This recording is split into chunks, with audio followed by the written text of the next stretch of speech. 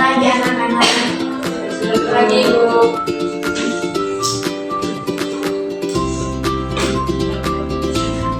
Apa kabar hari ini? Baik Ibu. Tadi pagi datang sarapan tidak? Tidak Ibu. Kenapa tidak sarapan? Bangun terlambat Ibu. Jadi lain kali pagi-pagi datang sarapan dulu ya, baru datang. Ya Ibu. Oke, sebelum kita mulai belajar hari ini, Ibu mengajar adik-adik semua. Tiga. Baik, sebelum kita mulai pembelajaran kita hari ini, kita berdoa terlebih dahulu. Diminta salah satu pemimpin kita dalam doa. Ibu guru dan teman-teman, marilah kita berdoa. Berdoa mulai. Berdoa selesai. Terima kasih. Ibu Nenek Jeki hadir dulu ya. Ya Ibu. Siapa-siapa yang tidak hadir hari ini? Semua Ibu. Jadi tingkatkannya. Ya Ibu. Oke, sebelum kita memulai pembelajaran kita hari ini, Ibu ingin bertanya dulu. Baik, adik-adik, ini adik-adik pernah melihat kolam atau sungai? Pernah Ibu. Di dalam air tersebut itu terdapat apa-apa saja? Waktu ini Ada ikan. ya, ada ya air bagus. Pasir. Ya, jadi di dalam air tersebut ada makhluk hidup antara lain itu seperti ikan, seperti kakap, banyak makhluk hidup yang terdapat di dalam air tersebut. Nah, di situ ada makhluk hidup itu biotik dan juga makhluk tak hidup itu abiotik. Nah, terkait dengan materi kita hari ini itu adalah ekosistem.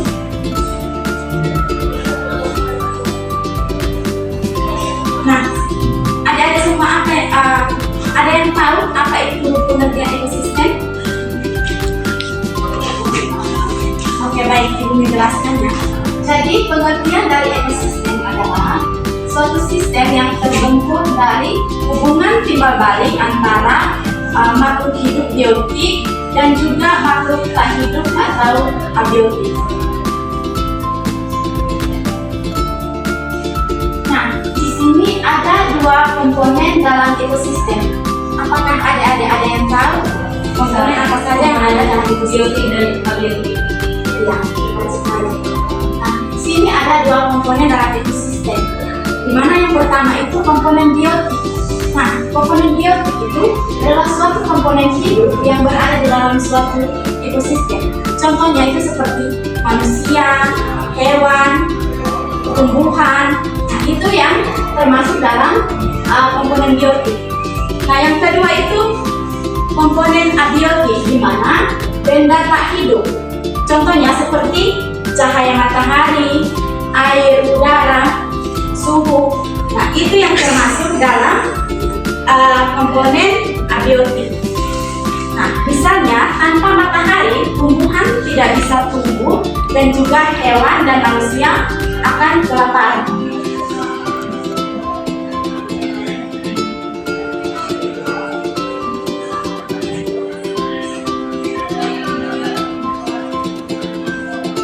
Nah, sekarang kita masuk pada interaksi antar makhluk hidup. Di mana yang pertama itu ada kompetisi. Nah, kompetisi itu atau persaingan.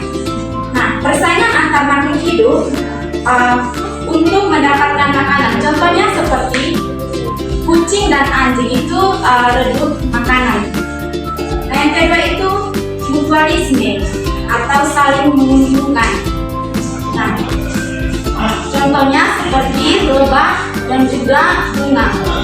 Nah, berikut juga ada predasi, di mana predasi atau pemangsaan, hubungan antara pemangsa dan juga mangsa. Contohnya seperti elang memakan ayam. Nah, yang berikut itu parasitisme, di mana satu untung sedangkan yang satu dirugikan. Contohnya cacing pita yang ada pada usus.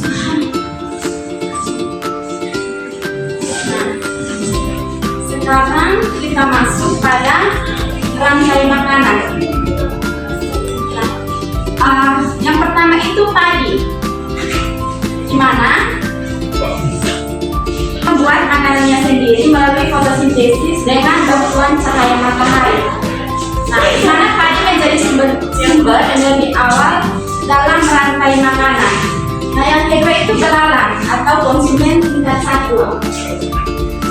Nah, belalang memakan padi sehingga mendapatkan energi dari tumbuhan. Nah, yang berikut itu katak, di mana katak memakan belalang. Nah, itu konsumen tingkat 2. Katak memakan belalang sehingga energi berpindah dari belalang ke katak. Dan yang berikut ada ular, di mana ular memakan katak. Itu konsumen tingkat 3. Ular memangsa katak sebagai sumber makanan.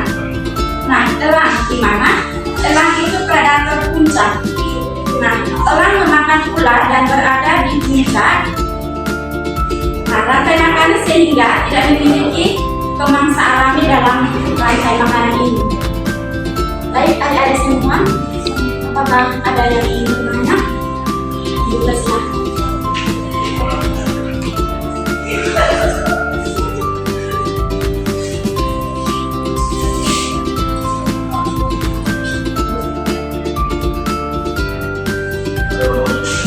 Baik, jika tidak ada yang bertanya, Ibu menyimpulkan materi kita hari ini ya. Jadi, ekosistem adalah hubungan antara makhluk hidup dan lingkungannya. Nah, semua makhluk hidup saling membutuhkan untuk bertahan hidup. Jadi, jika salah satu bagian ekosistem rusak, maka keseimbangan lingkungan juga akan terganggu oleh karena itu kita harus menjaga ekosistem. Oke, mungkin pertemuan hari ini cukup.